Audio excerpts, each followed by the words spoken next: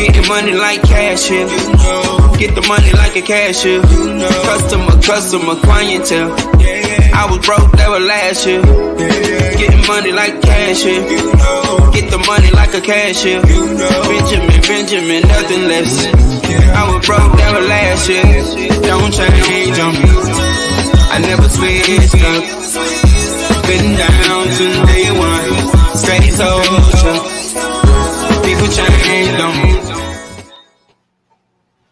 Stefania, how you doing today? Hey, Omar, I'm good. How are you? I mean, I am so excited for today's show, but I got to ask you, did you see that halftime show during the Super Bowl?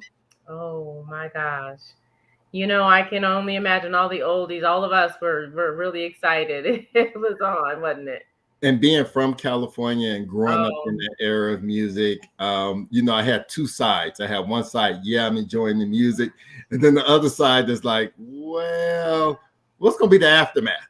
So, yeah. And then also in the backdrop, knowing all the controversy with the NFL and the lawsuits that are taking place, and still trying to figure out how we deal with our brother, not deal in the negative sense, but deal with the realities that Kaepernick was fighting for.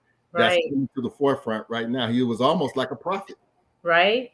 I mean, and then the boycotts that happened around that show because of the lack of representation that we have in ownership in the NFL. I mean, that's a whole nother show, though, isn't it? We may have to do a sports special, considering everything that's going on with the NBA, that's going on with the Winter Olympics, and now baseball. And baseball. They may be on strike during the season. So I think we have to do something. But I'm excited about our program today of sort of talking about the success and struggles that Black women educators go through in today's education system. Right. And really the Black community as a whole, where, you know, 50, 60 years ago, they didn't want us to be educated. And we find out in some of the tactics that they're doing today, they still don't want us to be educated. You know, they're still trying to fight true history. But let's bring our guest in. Let's bring it in. It's gonna be a powerful show. So if everyone's watching, welcome back to DBT, and let's bring our guest in. Well, you know, I am happy for our guests. We got two people who I admire tremendously. Dr. Kyla Armstrong-Romero, who used to serve on the Aurora Public School Board, who's a professor in higher ed and has been doing a lot here to fight and advocate for our kids in the city of Aurora and the Denver metro region. And then Dr. Sheree Montgomery is more personal to me because this is my blood sister. And just really proud of the work she has been doing in the state of California, advocating for youth, advocating for mental health. And, you know, she's not afraid. She'll go out there and say, hey, we could do all this and prosper economically as well. So let's maybe give them a few minutes to introduce themselves and then go into a discussion. Dr. Kyla Romero, would you like to introduce yourself first?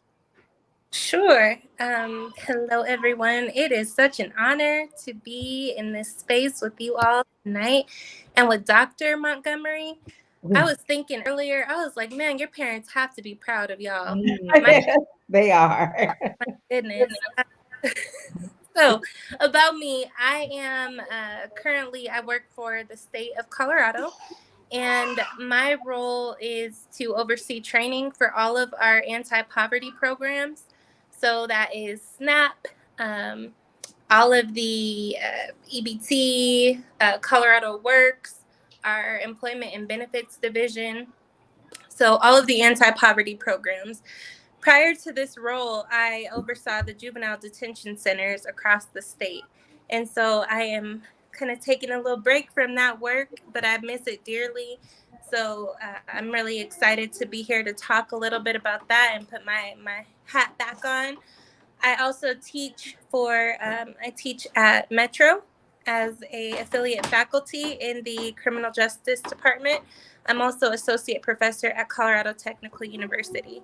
And I have some little menaces behind me. So if you all hear some stuff, they're okay. I promise. And most importantly, I mean, I'm a mom. I used to serve as the president of Aurora School Board. My term ended in November. I was elected to a 4-year term.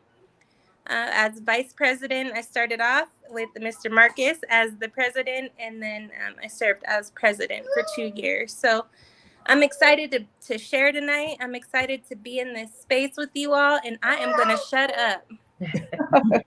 Dr. Sheree Montgomery, would you like to introduce yourself?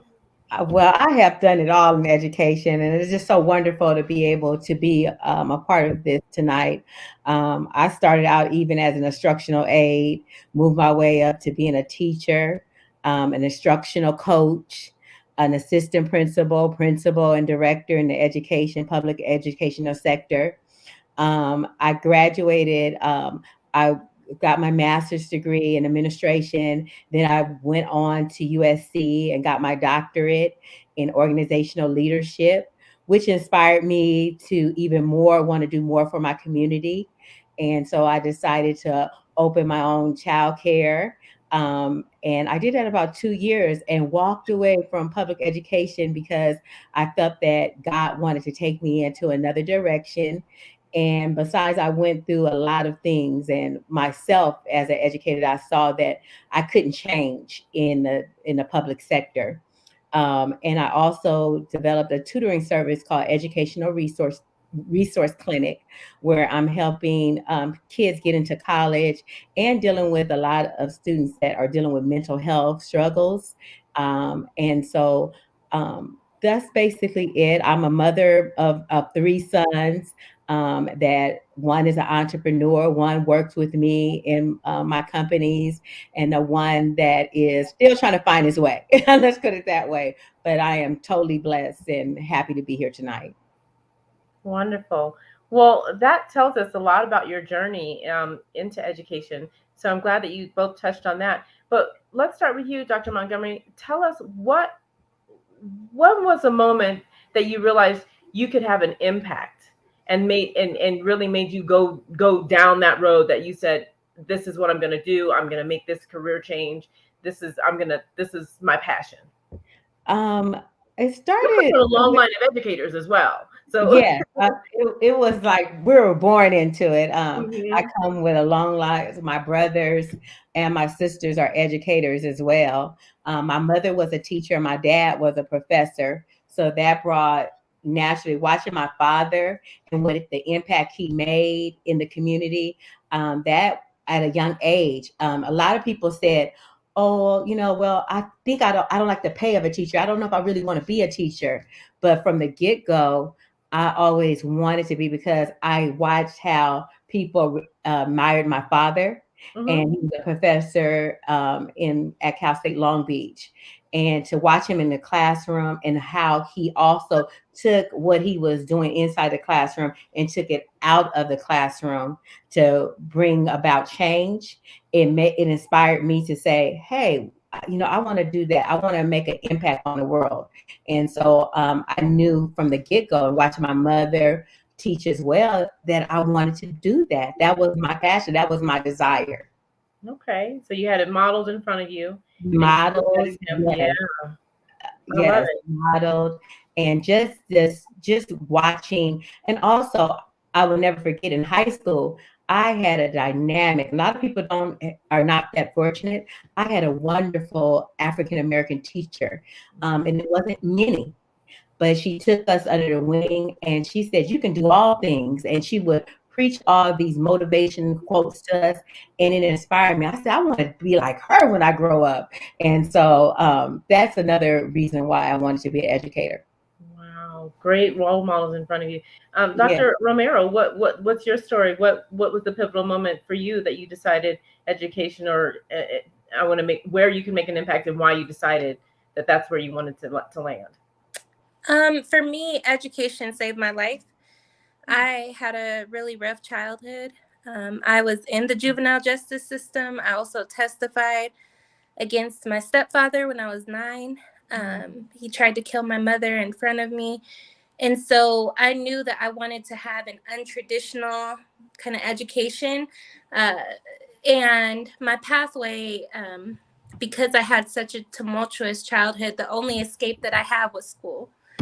So going to school, I really just threw myself into it, didn't really do homework, but I still passed with A's and was really committed and had some really amazing teachers who helped me to understand that there was a different lifestyle and that I could pick my journey, that I could either be a survivor or a victim, and it was my choice.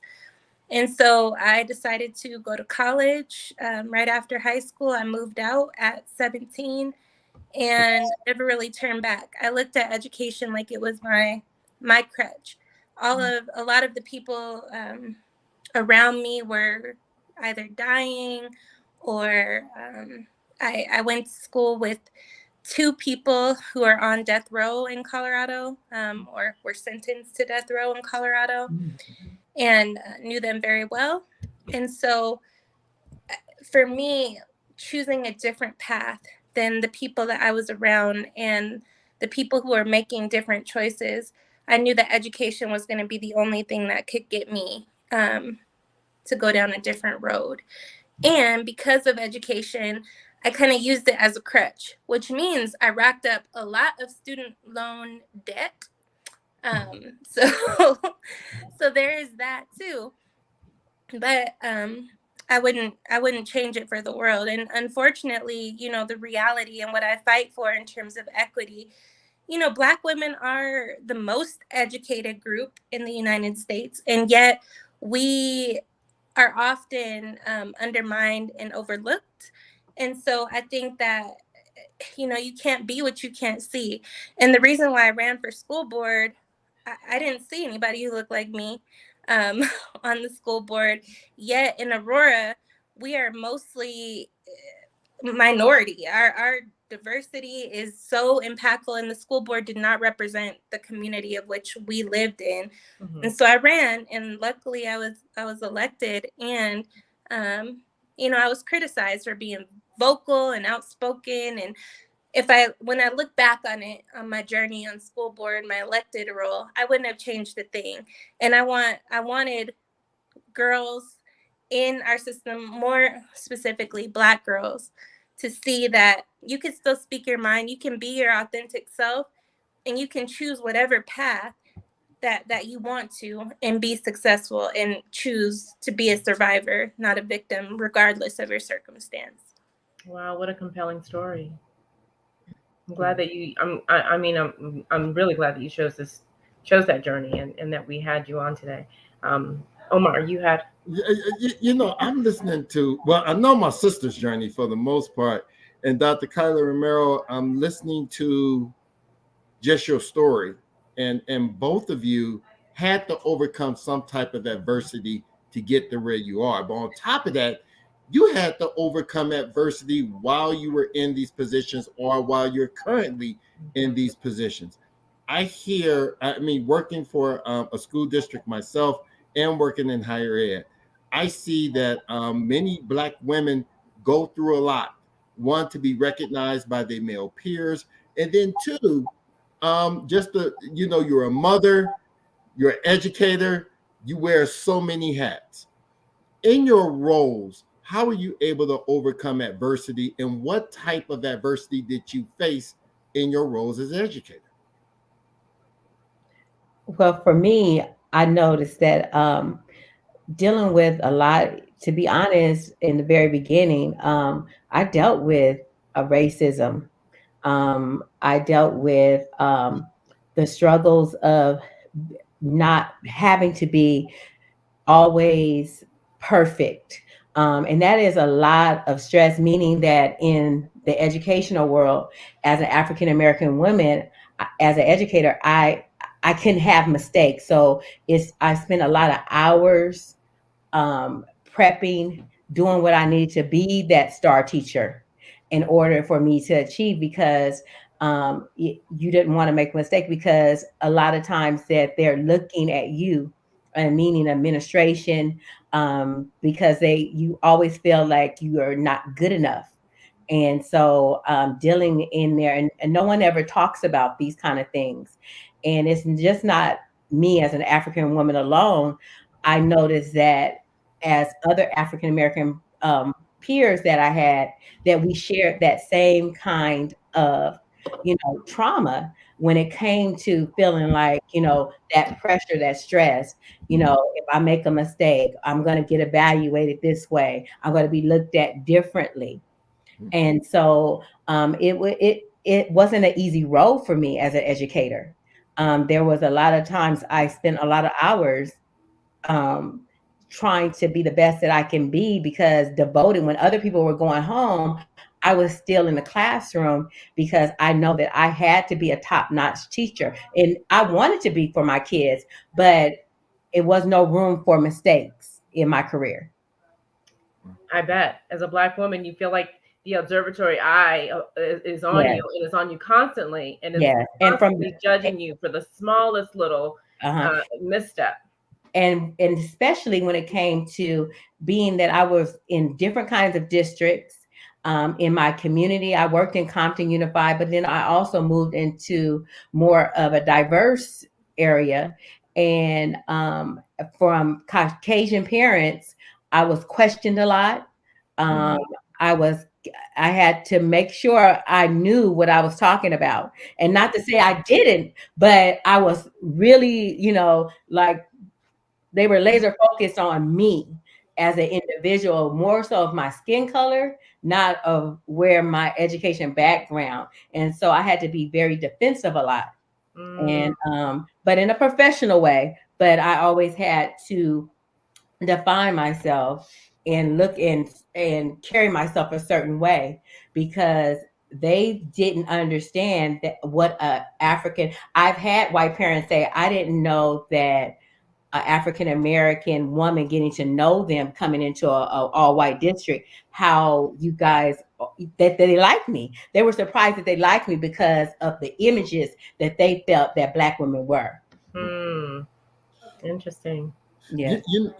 That's very interesting, because even in the school district I work now, we have Black women that are principals that are doing amazing work, and some of them at predominantly white schools. They are facing some of the same scrutiny you just described, where parents come in and challenge, do you know what you're doing? Do you know where you're at? Do you know our traditions in this community? I mean, I see the stress on their face, and they still rise to the occasion. Dr. Romero, tell us your story. Dr. Montgomery hit the nail on the head, is that sometimes you feel like you have to have a mask, right? You're not allowed to show weakness, because then you're weak, or you're not competent, or all of these other things, and you're labeled a certain way, or you're angry, depending on how you respond to things. And I think for me, I was battling ageism, racism, and being in some spaces where, you feel like you just don't belong. And so I felt like I had to wear a mask. And authenticity for several years was something that I struggled with in all arenas.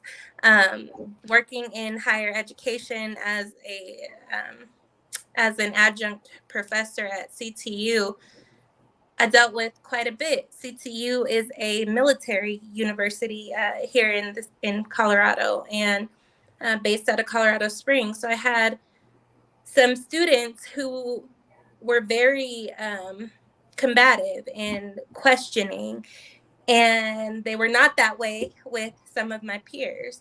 And so me needing to be mindful of how I responded to those students, and making sure that I documented every little thing, and crossed my T's and dotted my I's. And those are things that you're aware of, and you're more conscientious of when you're in certain spaces. And I think we all have this moment where we're expected to be strong, and as Black women. And I think that historical trauma of the images that we were raised with, and that we know of strong Black women, you don't take that mask off often. And when you do, now we're talking about mental health, right? And I think it's great that we're talking about that, but we're still not really focusing on the impact of mental health and Black women in certain spaces, especially in education. Yes. And I found myself as an educator grouping up with other Black women. Even if there's one, I would find myself, even though I'm friends and associates with other races, I'm not saying that, but I would find because we had a commonality. And so it made me feel that, okay, even when we're after or we're on our way to work, the stress that we feel, because I have many friends that are in education, we're on the phone in the morning before we step on campus. Oh, what's today going to be like? You never know or we're telling about something that happened and how we were treated. And no one ever exposed it because you don't want to lose your job or you do not want to miss out on a promotion because you are being authentic or true to yourself and speaking your mind. So a lot of times I had to even learn how to code switch, meaning my kids would say, well, Mama, why is your voice changing? Yeah. We're all bilingual in that respect. I'm bilingual. Yep. And it would be funny to me because now as I got old, Mama, why would you get that white voice? I said, what's a white voice? And I'm just being authentic. But we would go through this and I would say, no, I'm speaking proper English and I have to do something. But when I'm at home, I'm mommy and and I'm talking, the way I should, around, when you're at home and you're comfortable. Yeah. And so I went through a lot of that, even as far as, but when we are on the phone and you're talking to other teachers and you're hearing the stress, oh, I'm headed there, and you could the the anxiety that a lot of teachers feel that we don't express, and there's no one to talk to. You can't go into the principal's office and say, I'm feeling this way. I feel like you're treating me this kind of way. So we vent to each other about kids, parents, about how you've been treated or mistreated on campuses because of you feeling that because of the color of your skin. Right. But there's nowhere to go to share that but among each other. And all you can do is lift that other person up and say, we can do it, and encourage them. But at times I felt like I needed someone to talk to because I was dealing with so much stress from dealing with people always questioning my authority, questioning my, am I smart enough? Am I good enough? And so as a Black woman, that stress alone. Okay, first of all, we carry a lot of hats. We're mothers, we're wives. And so, but when you get to school, you're dealing with how can I make an impact? And then not only that, you see your own people, your own kids, your own community. How can you reach them in a way, as far as what I'm talking about, as far as parents and kids, because they will come to you and say, well, can you help my son? Because you're African American, they're African American. And I'm getting to the point that I felt kind of like torn sometimes.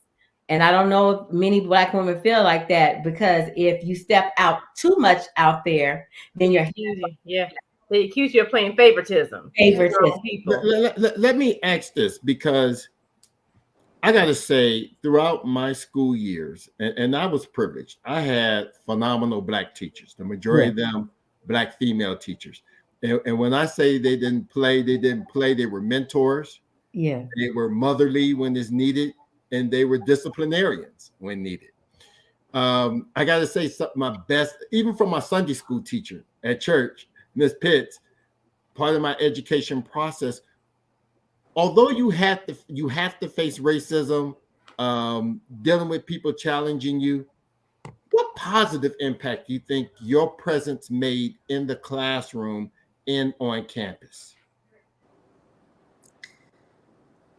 Oh man, I think even from the school board lens, I remember when I was running, if there was a student at Rangeview who emailed me, and she was a Black girl, and she just basically expressed how excited she was to see that I was running. And then when I got elected, she reached back out, and we talked, and she was just happy to see representation. And I think, as I'm in higher education, and CTU is not a traditional school, having older African American students who see me, and I may be their first teacher of color, their first professor of color, and hearing that from some of them is really touching. And I think that, it's, people know the fight that you have to, you're fighting for all of these positions. It's a fight, regardless of whether you are the most educated person in the room. People are still looking for somebody else because you can't possibly know. Yeah. And so, showing up and being there. I know Dr. Montgomery talked about not being able to take certain hats off. When I was on school board, I was dealing with preeclampsia, and I was huge and pregnant and battling my health. I was hosting school board meetings in the hospital, and from the hospital room while I'm getting shots. And people are like, what? Because you feel like you just can't, like you have to be there. You have to be everywhere. And I think for me, I set that tone because I wanted people to know, even with school board, it's not paid, but it's still super important. And you have to show up. You have to be there.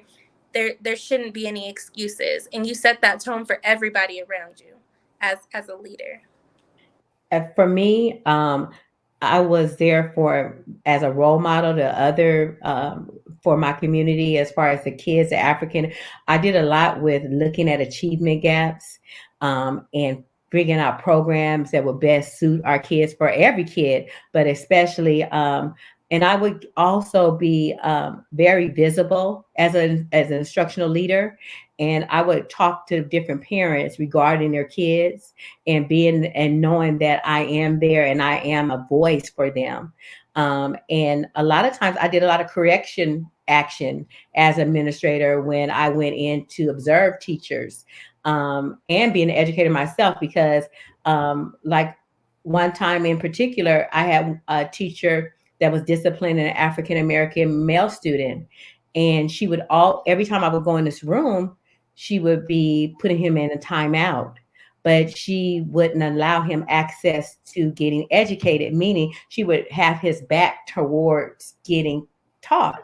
And so I had to correct those kind of behavior. And I talked to the mom that, and I had brought the educator into my office, and I explained to her that you're denying him access to be educated. Even though he's a behavior problem and he may sometimes talk, he needs to be able to access and be the materials and be educated during those times when he's in your classroom, even if sometimes you need to separate him, but don't isolate him where he can't see the board and still not be able to be educated. And so those kind of things. And I think also for me, reaching out to the communities, I would always bring in parents. You need to be a part of this group. Was it ELAC or any kind of African American council? I would say, I need you. I would personally call different parents and teachers and say, we need to really show an impact and we need to show up. And so I found that. And also on the outside, I would also extend myself to tutor different kids after school, because I felt that they were struggling in reading or anything like that. And so that made me more aware of those kind of things, and I could talk more. And even though in a professional manner, I would always speak up when what is the data showing? We have achievement gaps. What are we going to do for these group of children to make sure that they are on the same level as the other kids in our community? Mm-hmm. So that voice of reason. So, Omar, you touched on something a while back that kind of sparked something. I have a question, and that is, what you said, Omar, is that you two often in your daily times when you're interacting with the parents, the white parents, your question on, do you know our history? Do you know how to do things in our community? Do you know how we do things in our community? Which I find quite odd, because we know white history. We know how they do things in their community. We've gone through assimilation back in the 40s and the 50s and the 60s, and then we know white history. In 2022, when you hear about states who are banning books from Black authors, and CRT is being floated around like it's a new acronym that everyone should be aware of, what comes up in your sense, in your person, that when you hear things like this happening, what do you think? And what do you think for the future of our children and education? I think it's unfortunate. I think that one of the things, being on school board, we used to have parents come in, well, parents or community members, I should say, come in and explain to us critical race history. And the community members were usually white members coming to speak to a majority minority board about why there shouldn't be certain things included in history and social studies. And that, to me, the fact that they would think that they need to come in and educate and talk to us about what history should or shouldn't include, especially trying to exclude Black history from the curriculum, and you're talking to a majority minority board, it shows you how out of touch certain people can be. And we just, you just sit there and nod and smile like these people are crazy. I can say that now that I'm not elected anymore. But those are the things that we had to sit there and listen to, knowing that it's wrong. And I think what I would tell people is that school board is often overlooked in terms of elected positions, but school board is extremely important, probably one of the most important elected positions, in that you do have you touch curriculum and you have an impact on what is taught. And if we're not at the table, then kids are not going to learn about, equity and, the real history, right, that that I didn't get to hear about in my upbringing. And, I think we have to be at those tables to have those conversations. Otherwise, when you look at the news and you see what Tennessee and Arizona and what they're doing, it's unfortunate. But we also need more of us at school board tables. We need more of us leadership. Talk to legislators about the impact of banning certain curriculum and what that means, while in the same breath people are talking about juvenile justice and wanting to take a stand, and our kids don't know where they come from, and we can't talk about that, and we're discouraged from talking about real history. Especially history. Go ahead. I'm sorry, Dr. Montgomery. Please. And it even goes further than that, because when you look at different publishers, a lot of people don't know the impact that we have as far as African Americans, and when we're dealing with curriculum and rubrics and sitting on committees. And like in California, I know in certain areas that these things aren't happening, but you do have certain things in criteria that you can look for when you're sitting up there and you're adopting books, and it's coming across that they're not including us. Then we need to have representation for us so that we can speak up and say, this is not including the right thing. But one thing, we have to educate ourselves more on what's lacking in these textbooks. And that is knowing our history, and getting more involvement from the community to understand where you come from. But one thing, my dad, as an African American professor, I just didn't learn it at school. I learned it from him. So we need to educate our parents so that they can educate our kids, and so that they can say, well, I know more about this topic, and speak up on it with confidence and certainty that they know where they come from and who they are. And that is the pride factor. That I know when Cheree, we talking about the same father. So it was that pride of, Yes. I think he instilled in us that when we walked in the classroom, we were proud to be Black. We never felt less than. We never felt like we had to be beneath anyone, and that we were proud of our Blackness no matter where we went. That doesn't mean we ostracized any group. That doesn't mean that we believed that any group was beneath our Blackness. That means we felt like we could step in the room and be just as equal and be just on the same level, regardless of the curriculum, regardless of if it's math, science, history, or wherever. And what I see sometimes is that kids who don't know their history begin to, and when they see a Black teacher, especially a Black female teacher, they're like, oh man, I didn't hit the Holy Grail, because in some school districts, there are no Black teachers, and especially ones that's going to teach about their history and be willing to take the hits from the community in doing it. So I'm thankful for what y'all have done in the classroom and in our communities. I just want to put that out. And for all the Black women educators, we're going to hit the men later in a later series of Dope Black Thoughts. But for the Black women educators, y'all have done amazing work from slavery to where we're at today, and even in the motherland of Africa.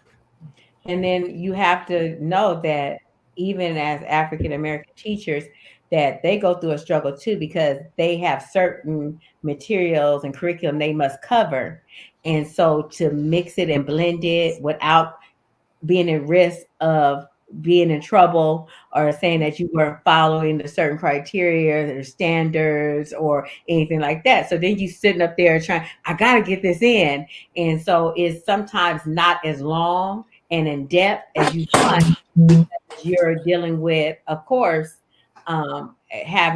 making sure that it's not a time that you can not follow the materials, because you're preparing these kids, not just for school, but for life, so you do want to make an impact on them.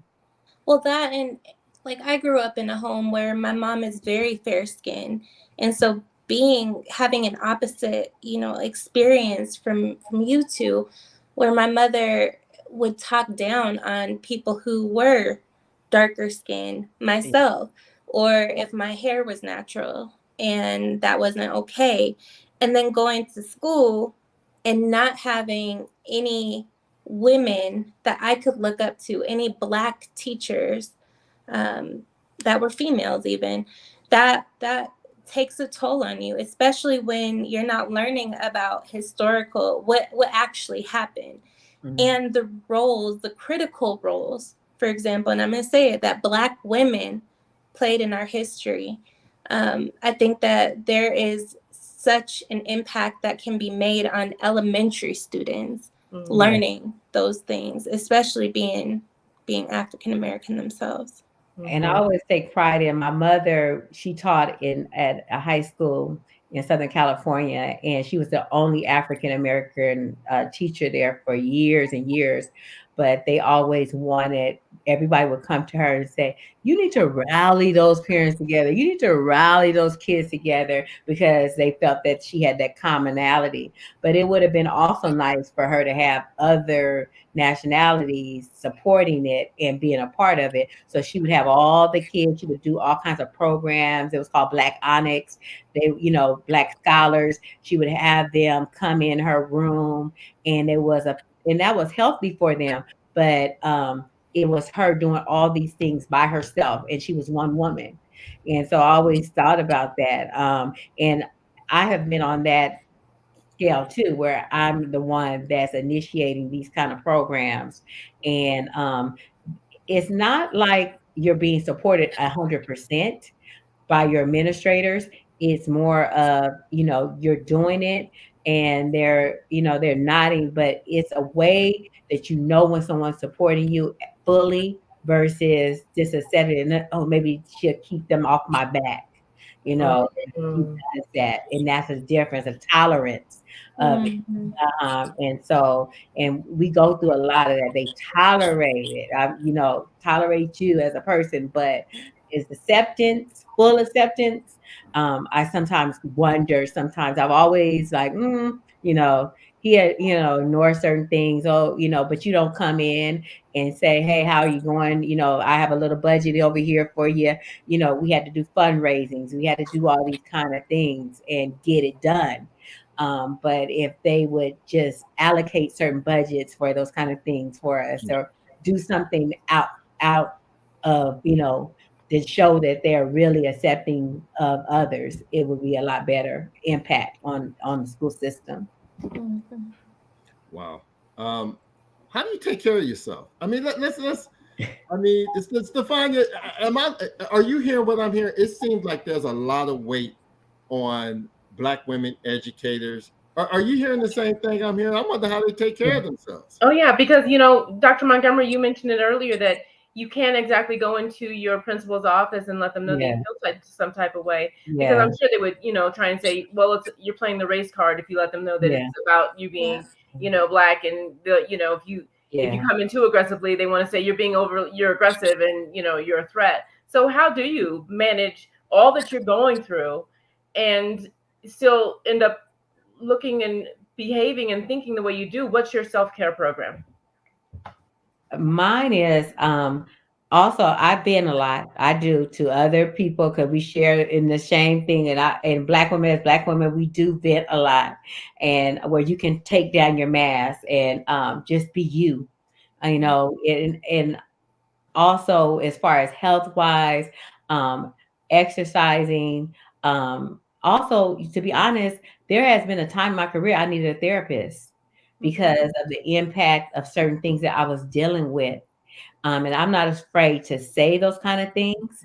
And I think we more as educators, because of the stress, that it impacted me so heavily, where I was having panic attacks and stress. I would literally have to stop my car and take deep breaths and try to grasp, because the pressure was so intense and hard on me, and the stress of trying to maintain my family life and dealing with what I was dealing with at my school. And so I found myself, saying, well, maybe I can't balance it all. I'm wearing all these hats, and then you're troubleshooting. And the fire, I would put out all these fires at my job, especially when I start becoming a leader, and you're putting out these fires, then you don't have any kind of thing left over for your family at home, because all day. And then I didn't have a shut off point. I would have people calling. It was one district where people were calling me day and night on the weekends, and I accepted it. Like, what was wrong with you? But I didn't say, this is my time off. This is for me. Because again, I wanted them to accept me, the African American leader that, you can count on her, like, well, that was my motto or something. I don't know why I thought I was the superhero of education. And to be frankly, I would accept these kind of things because I felt that, hey, this is what I'm supposed to do. There's no handbook on it. And then I'll hand you a handbook. This is how you are as a Black educator. There isn't any. And so you just learn from mistakes, and you say, no, I shouldn't have been doing that. But sometimes it's too late. And so I had to learn those kind of things. But speaking of therapy, and also reading a lot, and also finding time to enjoy your loved ones, especially now. I think COVID brought all that isolation, to appreciation of family. And that brought me to knowing, even before that I must take the time to enjoy life. Because if anything, in these past 2 years, we've learned that tomorrow's not promised. And so we need to embrace that and love one another. Dr. Romero. Dr. Montgomery touched on therapy, and this really hits home because recently, I have been trying to figure out how to first readjust to not being in an elected position. And I'm also the breadwinner. So we have a non-traditional household where my husband stays at home with the kids and I work. And so feeling like I kind of have the weight of the world on my shoulders. And so I reached out to a therapist recently, and she started crying when I was talking to her. And I was like, dang. And I wasn't crying. Wow. And I was like, okay, maybe this won't work. But it did help me to think about, I do need to figure out different ways to take care of myself and to prioritize well-being. And one thing that really helps me is this app called Insight Timer. And I don't know if you've heard of it, but it's a free app, and there are just a whole bunch of different resources for like meditation or talks or just inspirational. And I listen to it at night before I go to sleep or when my mind is just racing. It definitely it helps. But also, of course, being with my babies, I fought to have them. They almost weren't here, and so I'm thankful to have my 3 under 2. And my husband is an amazing support, and I feel very fortunate to have such a great support system. He's not even down here. As you can see, I whisked him away with my little menaces that were getting into everything while we were on this call. But he's super supportive, and I feel very blessed and thankful to have that. And so I'm glad you asked about self-care, because it is important, and we do need to prioritize. And if I could find a group of Black women who, I don't know if there's groups out there that you know of, but I would love to join a group. So if there are resources, I need them. Stefan, can you share maybe a little preview about March? Yeah, I'd love to have you both back on. We're March for Women's History Month. We are going to be really focusing on women and the things that we go through. We have an education. One of the ones that I'm excited to talk about is we will be talking about mothers and just how our daily lives are, from birth to raising our children and what we're doing, and for self-care, and how it feels to raise Black children in today's generation. So I'm excited about it. I'd love to have both of you back in the month of March and have you on the show then, because there's so much that you can contribute. You hit on it, Dr. Romero, is having children, and you love them dearly, but sometimes you have to close the door to the bathroom and say, no, I need a little me time. But we're going to touch on everything. We're going to touch on how it felt to go through the pregnancy, what it was like laboring in a white hospital, or taken care of. So I'd love to have you both back in March to talk about that. So we'll touch on that a little later. But I love the fact that you both are not afraid to say that I have the opportunity to talk to a therapist. I take full advantage of that. That's not a bad thing. That is absolutely something that is key and priority for us to maintain these different hats that we wear. Today, that there's so much expectation from us. One minute they want us to be strong, and the next minute they want us to be meek and meager. How do we balance that fine line? And as an educator, I can't even imagine the things that you have to you're challenged by the students, you're challenged by the parents, you're challenged in your own mind. So thank you for all that you've done in education. I mean, you two are amazing. When I hear your stories, I'm floored. Thank you. I'm floored, but at the same time, the lives that you have impacted, those are going to be our future educators. And I look forward to them, and some of them may already be teachers, principals, and leadership. So just want to thank you for the people you mentored. And we probably have about another 5 minutes, and we want to cover a lot. But we always do something like give the community a dope Black thought, because you're on Dope Black Thoughts Live. And this is where you're able to be your authentic self. And there are some young educators out there listening to you right now, especially Black women educators. And Dr. Romero, we start with you. What would you like to leave on the minds of Black women educators as they enter this field as a dope Black thought?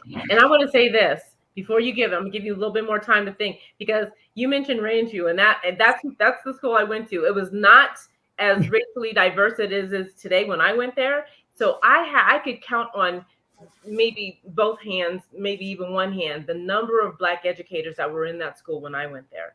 And shout out to all of them. They were impactful. We knew who they were, including our security guards, who even the security guards had an impact on our life.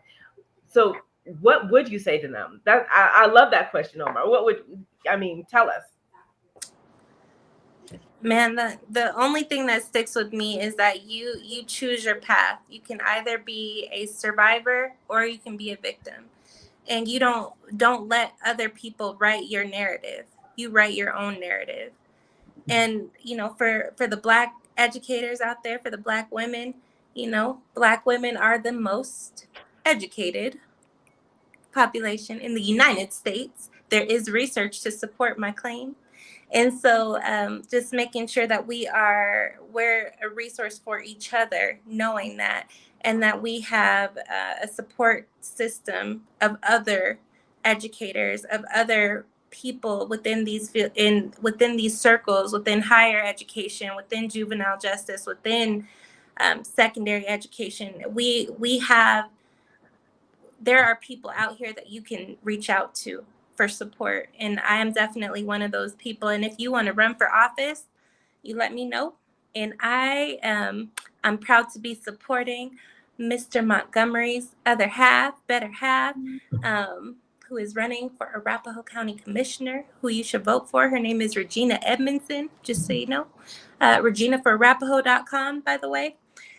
And if you are looking to run for office, let me know, and I'm happy to help in any way I can, because I want to see more of us at the table. Yes. It's so much I could tell Black women educators, but one of the things is love one another and support one another. I think it's so important that we recognize each other and see our greatness, that Black girl magic does exist even as educators, and the things that we do are so impactful. And we are setting a legacy, and we must continue to do so, especially in the field of education. And I would never turn my back on education. There's some form of fashion that I'm going to educate. And because I feel that I don't want to ever lose that. And our ancestors have worked so hard for us to get here. So never lose that. But one thing I want to say is that don't fight among each other. Let's work together to make that change.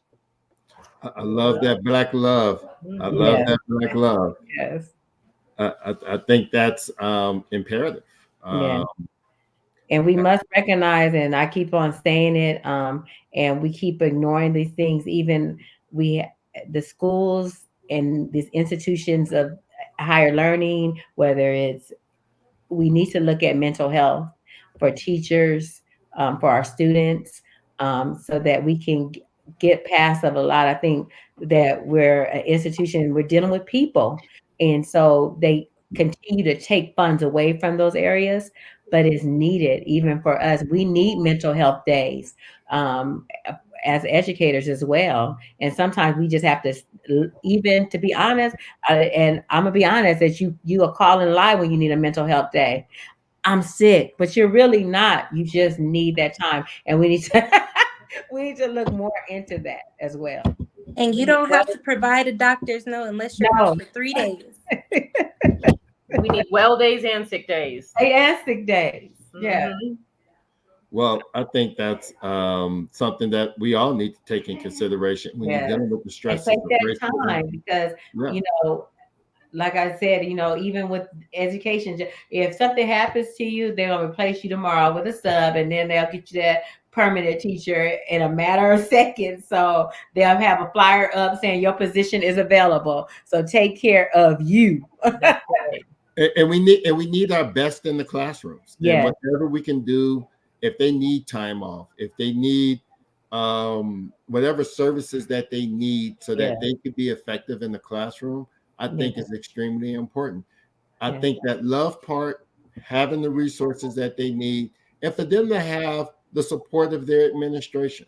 so that when parents come and challenge them, when their peer teachers come and challenge them, that they are supported by their administrators. I think that takes a lot of weight off educators when they know they have that support. Yeah, because even as I know we're about to sum up, but even we sometimes as Black women have a certain energy among each other that we need to start working on with love. And so what I mean is that we're fighting among each other because they have put us in a bind where we're sometimes clashing because we're fighting for positions, we're fighting for this to be recognized. And sometimes I think we're misjudging that energy that we towards one another when we should also be accepting of one another and pulling out our strengths. Those are facts. As women. Facts. Yes. Well, I'm going to say, I think Stefania's women's history series in March is going to be addressing a lot of these issues. Yes. And I'm looking forward to, I'll be able to be a listener during the majority of those discussions. Yeah. And I'm proud that the work of Dope Black Thought Live is doing and bringing this information to the community.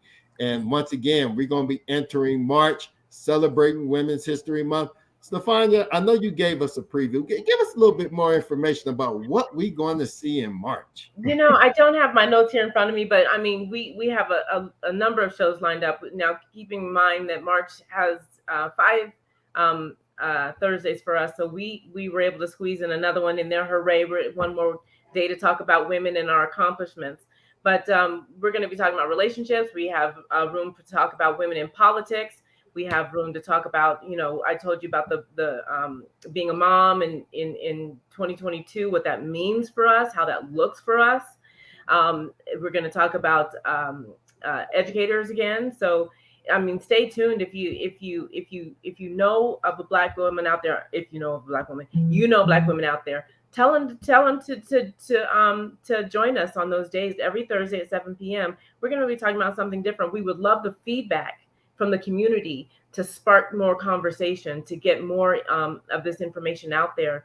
So tune in every Thursday in March, and we will have a spectacular show. Great. Definitely looking forward to it. And, you know, also, if you're a person who's looking to start your own podcast, we are an organization that can help you start your own podcast. If you're looking to advertise your business, please feel free to reach out to us. Dr. Kyla Romero, it seems like you got that business out there, being the political consultant. And Dr. Sheree Montgomery, you got the nursing centers that you have in California. So we hope to see that if you see so inspired to either advertise or better yet, share your information in the chat so that people get in contact with you. Right. Share your podcast. I mean, this is a great platform for you to put your podcast on, and you know, do it the same way that we're doing it here. We'd love to have you. All right. Definitely love to have you. And, you know, Dr. Romero, Colorado, you know, we didn't even touch on Douglas County. And what recently took place with the school, when you talked about how important school board elections are, when 4 people got elected, fired the superintendent, and then the next 6 to 7 days go hire a new superintendent and not have the true voice of the people. That's how important it is for us to have a voice and be at the table when it comes to our school boards. Yep. We got to keep fighting for those positions. Yeah. We got to start getting people in position now because they are already preparing and laying the groundwork. I am so happy to see that other school districts this past election cycle went in a different direction to try to preserve diversity, to try to preserve diversity within the classroom and made that a priority. But there are some school districts who are trying to push it out and only have one voice speak for all of America. Yeah. That's why we need these teachers in the classroom. Amen. So I'm excited. But we got to get them in. We got to get them in. Get them in office. You got to be at the table. If you're not on the table, you're on. If you're not at the table, you're on the menu, right? Yeah. Yep. Papa Dia always Papa says. Ja, that's mine. Yep. He's always saying. He's always giving us that reference in regards to if we're not at the table, then we're on the menu. Yeah. And we see what happens when we're on the menu. Menu. Amen. So I think that's probably taking us about to the end of the hour. We want to thank our guests. Stefan, do you have any closing remarks? No, I mean, you both, you women are just, I'm in awe of both of you, and thank you for summing it up. Your dope like thoughts at the end were perfect. Good luck to both of you. I know that the world should, they always say we should prepare for the world. The world needs to prepare for both of you. Oh, thank you so much for all the work that you're doing. Thank you. Keep it up. Fight the good fight. Don't get weary of what you're doing. Yes. Thank you. Thank you so much. Thank you. A-D-D-I-C-T-E-D. What is love? It's a drug. Let it rotate, then you get back in it. Calling me an Uber just to get back in it. Use the cash out like fake. I say, is it really worth the wait? I don't